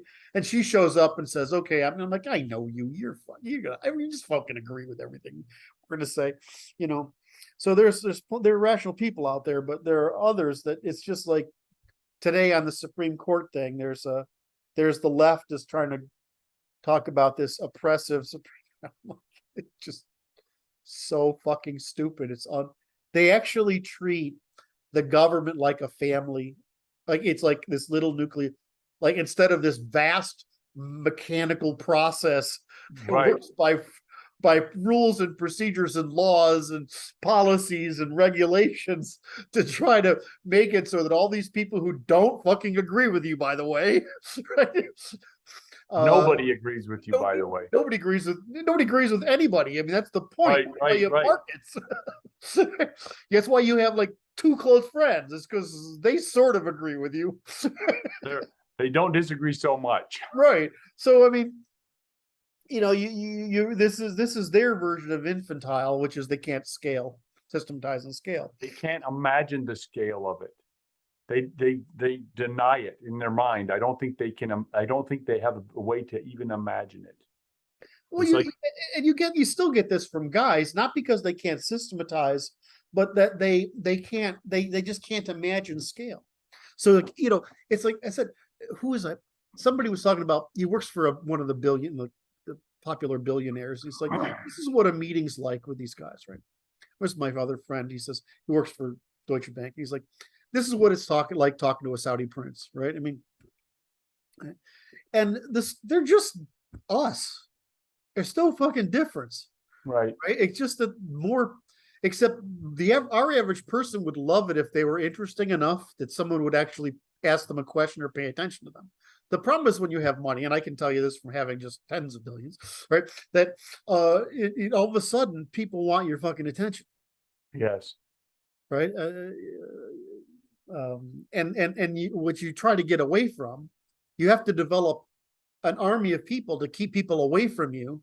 Screens, right. Right. Instead of, for me, it's just I have a wife and a secretary and some business partners. Right. But, you know, for some of these guys, I mean, they have fucking entourage to keep people away from them. Meanwhile, anybody to get access to them now has access, and they sell that access to waste your time too.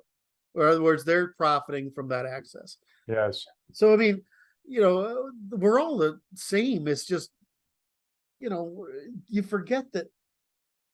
I mean, do you know how hard like a Larry Ellison works? No. I mean, I'm really close in personality to who's the SpaceX guy, Tesla. Musk. Oh, Musk. Right? And we're very similar. And the thing is, I've tried to work as hard as he can, and I can't. I mean, I literally get sick and break down. Like, and that you know, I can do it for like 90 days. That fucking guy, he can work that hard. Like I've never seen anyone. I mean, he's getting fatter now because of it, but I mean, the guy, how does he fucking do that? I mean, it's inhuman, right? And he's not like he's not like making decisions about which cream pie to have, right? He's down there in the fucking dirt with engineers solving hard problems. And, you know, I don't know. And so you look at these, I know Gates pretty well. You know, I don't know Jobs. I didn't know Jobs, but I understand his world, right? I mean, those people have a work capacity that's unimaginable. But I mean, my friends used to tell me that what Todd used to say, you know, the people that can't understand is they can't imagine how hard you work. They can't imagine it's possible to work that hard. Right? If you're a CEO. I mean, I mean, it was killing me all the time. I was in the fucking hospital all the time. Right. So, but the other thing is you can't imagine what it's like to have that many people depend on you. Yes. Right. Or watch your words so carefully. One thing I love about Musk is he's inverted that. He's so incautious about what he said. It's become a virtue. But that's right. He's like a wrecking ball. He's fucking, and he's hysterical. He's like, right? I'll be sitting on the fucking toilet and I'll find something and I'll say it just because it's funny. Right. But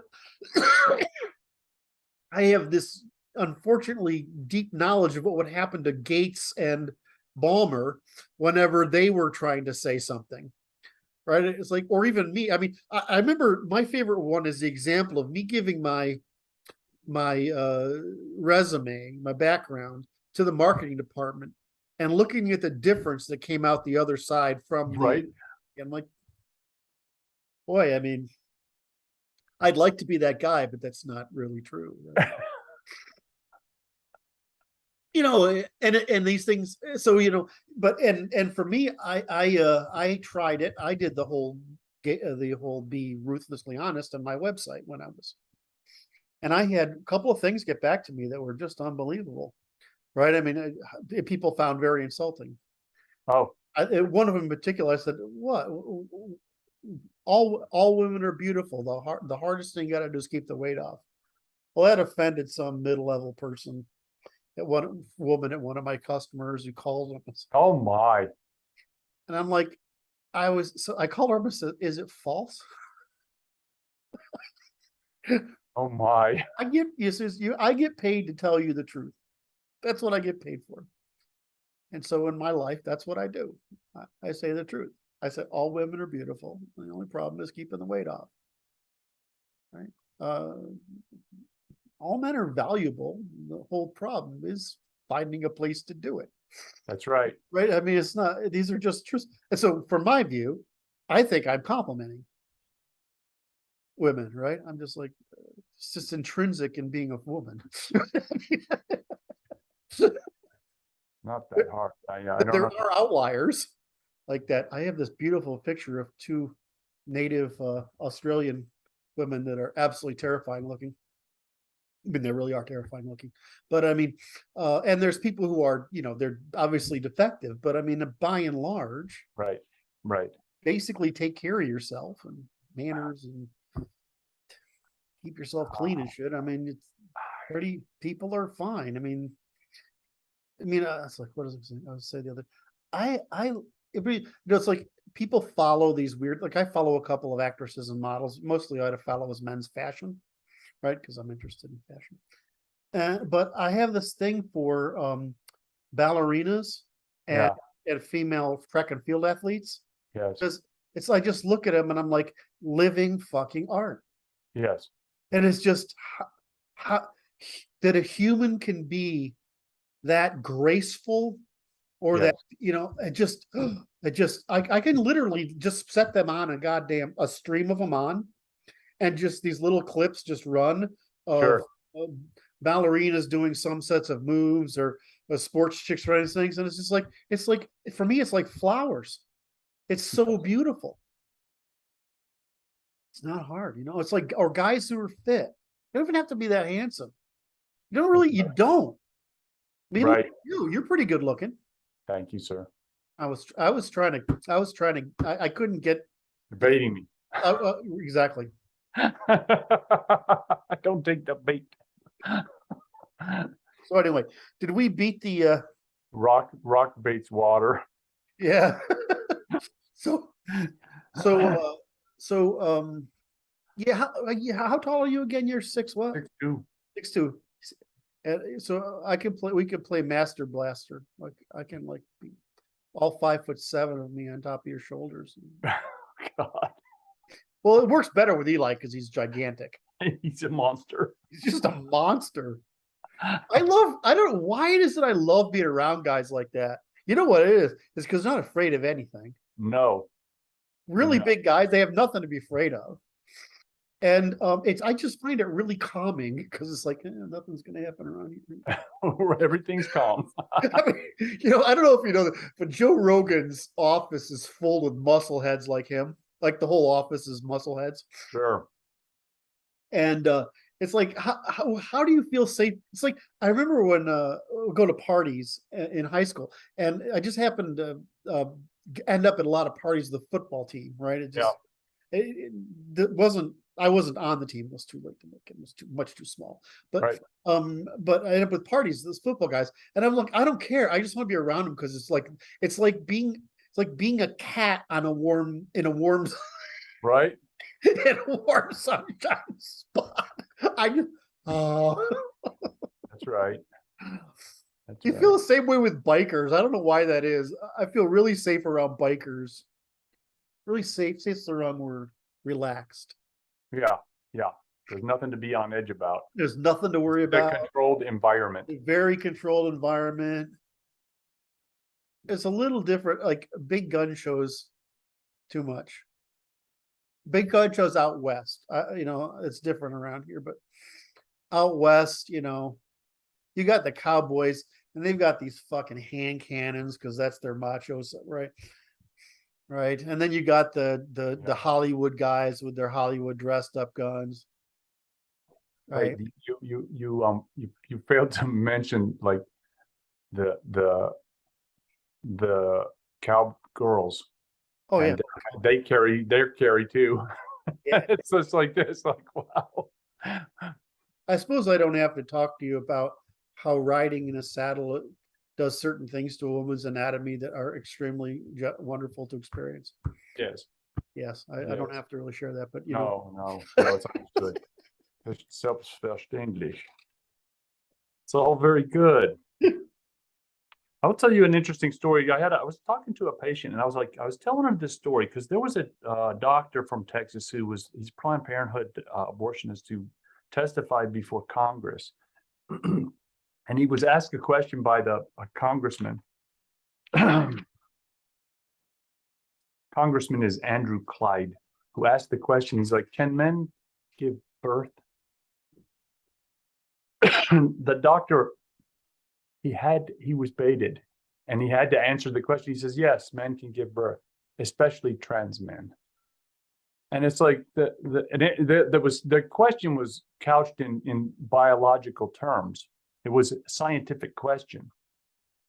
And so I was telling my new patient, no, I've only met her once before, but I was telling my patient about this, and I said, I'm going to register a complaint with the Board of Medicine of Texas about this because he's damaging the commons by doing this, and it's unethical for him to do so because he's going to confuse some children.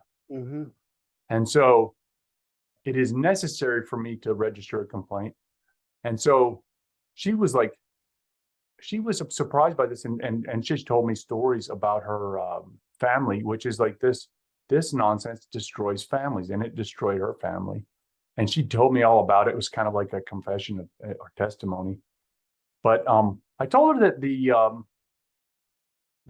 I'm working with the men who are organizing to resist this nonsense and stop it.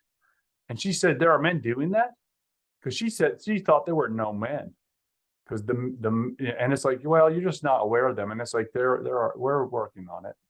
It's just going to take a minute because we got to get our act together. This is an easy fix, because it's baiting into hazard. And so you would say that you're liable for if the person has later regret, and that would stop it tomorrow. So we basically need one court case, and that'll end it. But I would prefer we legislate it. Right. We don't have to outlaw it. We just have to say you're liable. So if I or your public statements. Right. Well, public anything, statement, printing, anything. Sure. You don't have to outlaw it. You just have to make liability for it. I prefer that because it's a much more clearer.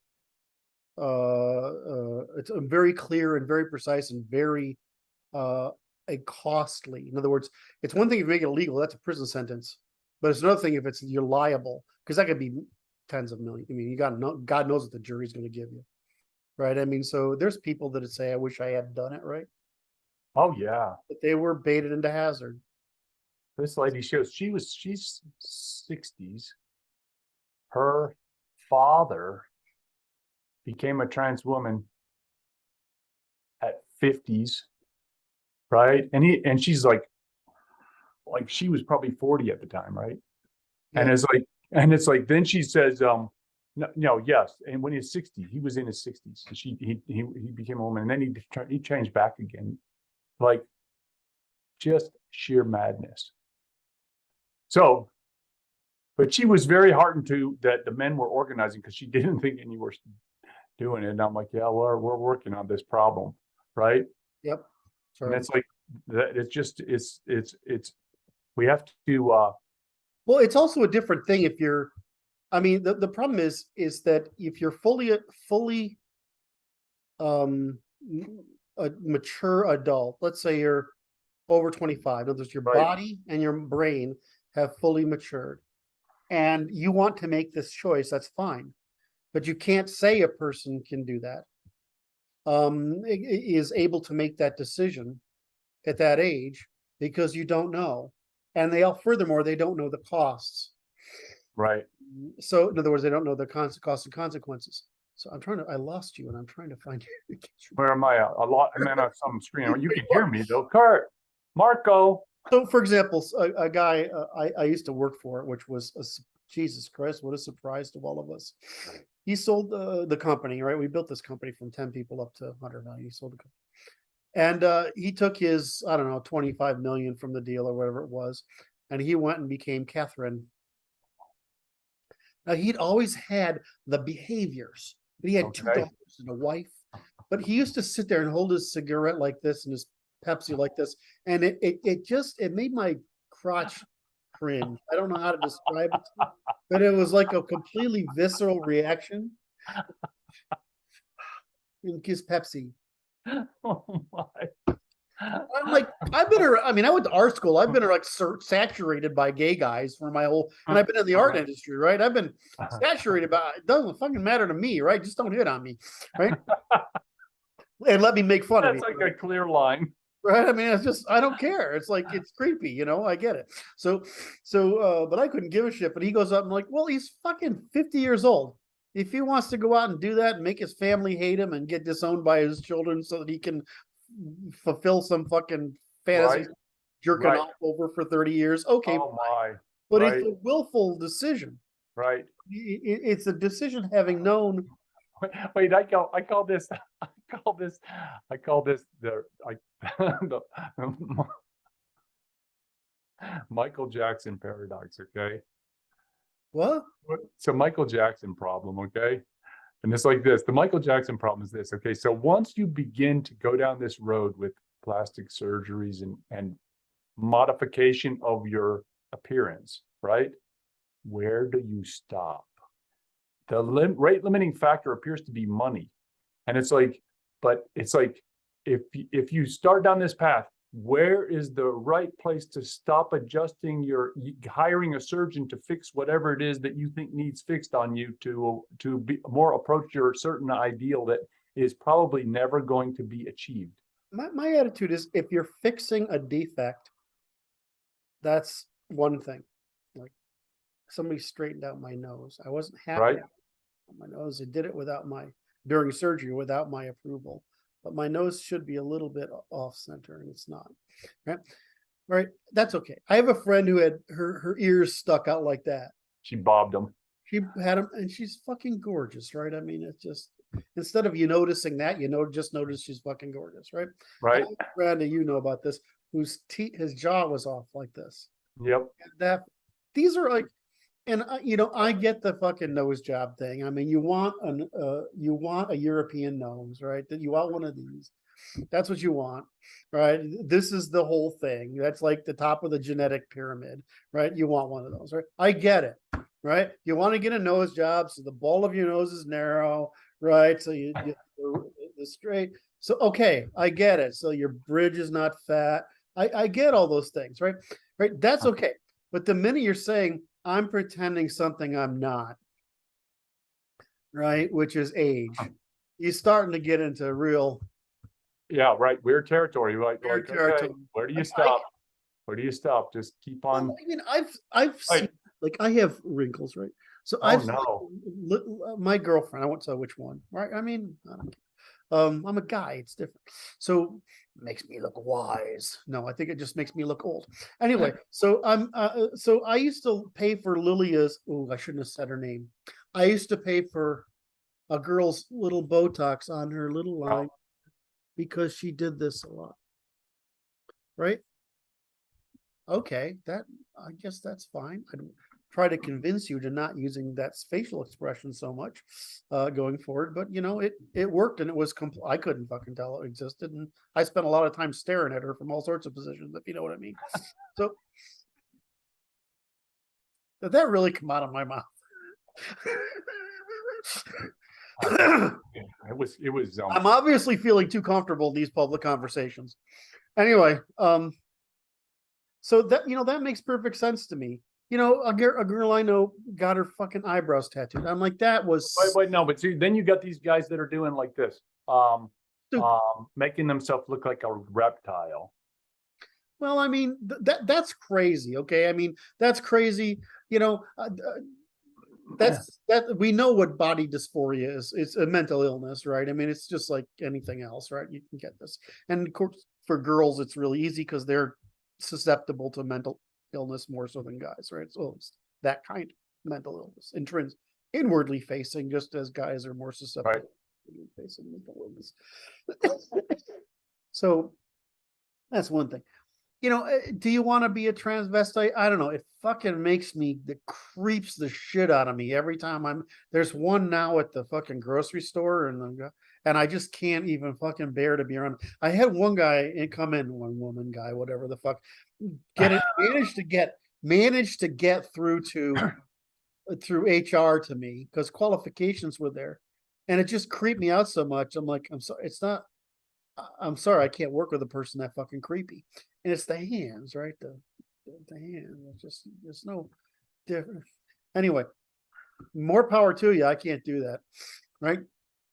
Race, I couldn't give a shit about. I hired people from every fucking race there is and 30 some odd countries. And I don't care about anything, like sex, race, whatever. You're fucking green if you're making me money, right? That's about it. There's a certain thing Europeans are better at for management, and I prefer that, but executive management. Well, there's a certain mindfulness Europeans have that's a little better for high trust organizations. But anyway, otherwise I couldn't give a shit. It's pretty hard to get a woman to sit on a board, right? Because the number of women who have the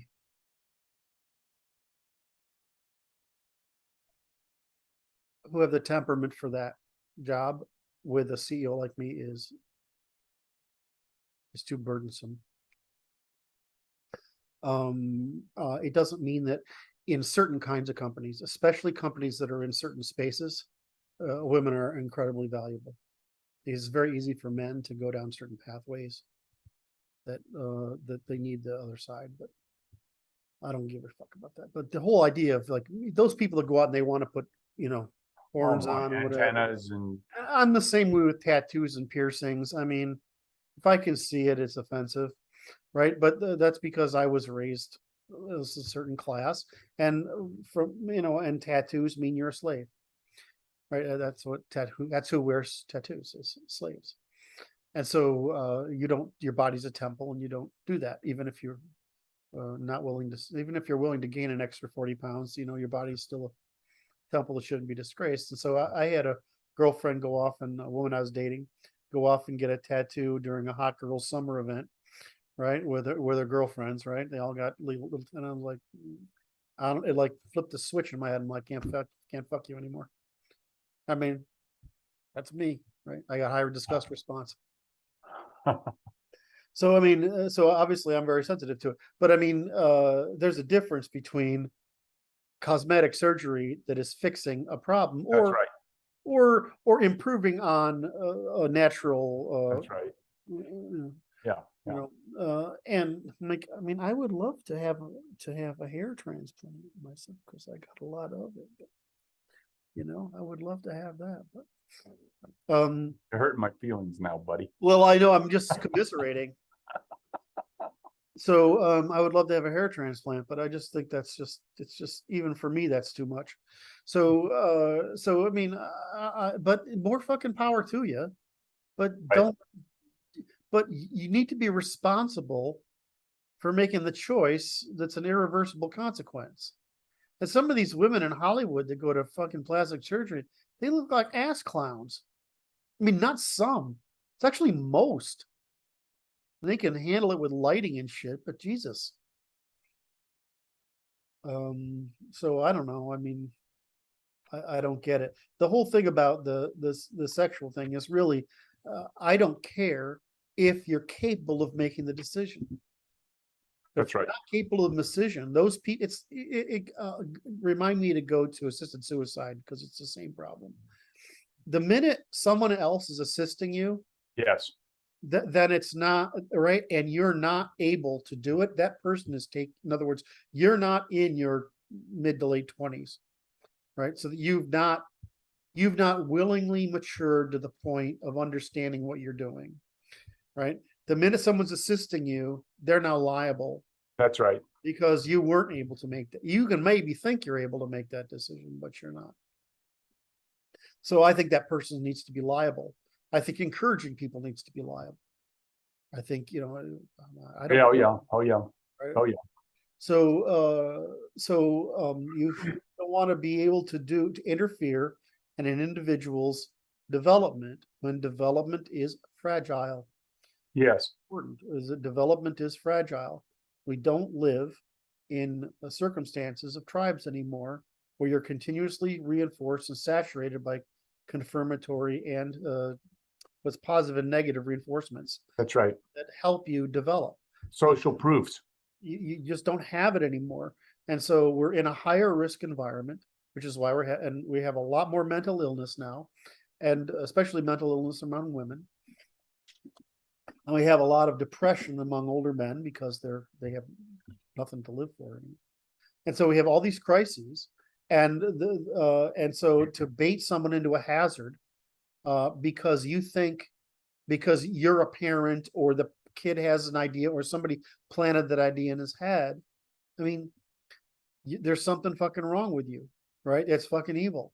You give the person every opportunity to mature, and don't interfere with that process. interfere with it, because because no matter what you think, variation from that norm is not. I mean, how do you say this? Like, for example, I have a friend, Phil, all right, he's the flaming gay. I mean, I have two close, I'm not close anymore because since I moved away, but I mean, back in the day, they were close friends. And one is like the kind of guy who's always dressed perfectly. His hair is great, great manners, great speech, good fit, right? I mean, is that kind of guy, right? Unless you don't actually know. Right. I mean, and he's fucking lived a great life. He's an artist and whatever, right? I mean, I know about, we don't sort of keep in touch, but we sort of know what's going on with each other, right? The other one, he's like your flaming, over the top, if I can get attention, I'm going to get it, drama queen, right? Guy's he's a joy to be around because he's absolutely hysterical, right? Right. So, what's the difference? My friend here, he didn't know till he was in high school. This kid, I mean, it was obviously he was like wanted to be fairy princess when he was like 4, right? I mean, there's just certain things, but they're not manipulating their bodies and making an irreversible or at least costly decision, right? Right. Well, so I mean, people need to go through their maturity, given that we all mature at different parts of our brains at different rates, because humans are grown, they're not built like machines, and all sorts of weird shit happens inside your mom's uterus, right? And it's all probabilistic chaos down there. It's all game. Oh, yeah. So you come out there and you just need to you need to mature. And so it's just the way we solve it is liability, because you're making a decision. You're taking on responsibility that you can't take responsibility for. Right. Sorry, I didn't mean to take so long to get that point across. I know why I'm doing it subconsciously. Why? I really don't fucking have a problem with any of it. I have a problem with it's advertising and marketing is a problem. Right. I mean, I couldn't care less, right? Be fucking happy. If it doesn't affect me, I don't care. Right. But the minute you start advertising and marketing this fucking behavior, which is interfering in the development of an individual who may influencing the development, adversely influencing the development. Right. When development is fragile enough, that's not okay.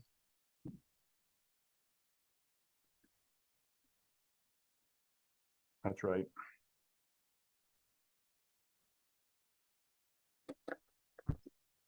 I remember I was doing, because I was too short, but I got recruited to do some modeling in college, and I was practicing the pose. Yeah, right. The guys thought I was gay. It was fucking hysterical, right? I'm like, no, I'm not gay. Right? I mean, it's just like, because only who would do that? I didn't realize they were there, right? I mean, So, people should just be fine with what the fuck they are. I don't give a shit.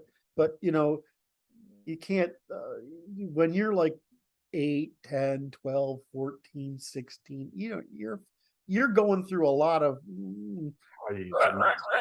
Yeah, and, and it's bad enough with guys, but girls are half crazy during that period anyway. So you just don't want to get involved in this. Just make us liable for it. Well, we solved two great problems today, which is the conspiracy, the claim of conspiratorial contact among people who are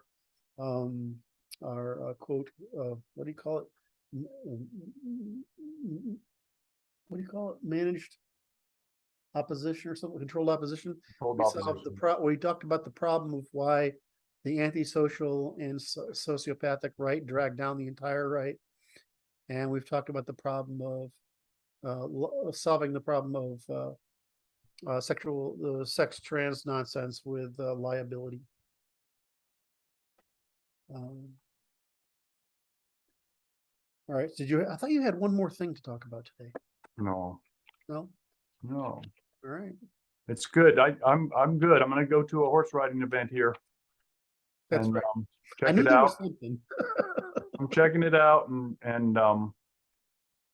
it's all good. We're making progress, and it's like I think that clarifies some good issues and for the fellows to understand the infantile behavior of the people on the right that are problematic, that need to be brought to discipline, to mature. You need to stop doing harm. Right. I know it's good to vent. It feels good to vent, but no. All right, brother. Very good, Kurt. Stop the recording, please. And gentlemen, hit like, subscribe, notification, messages. Whoop. I hit the wrong button.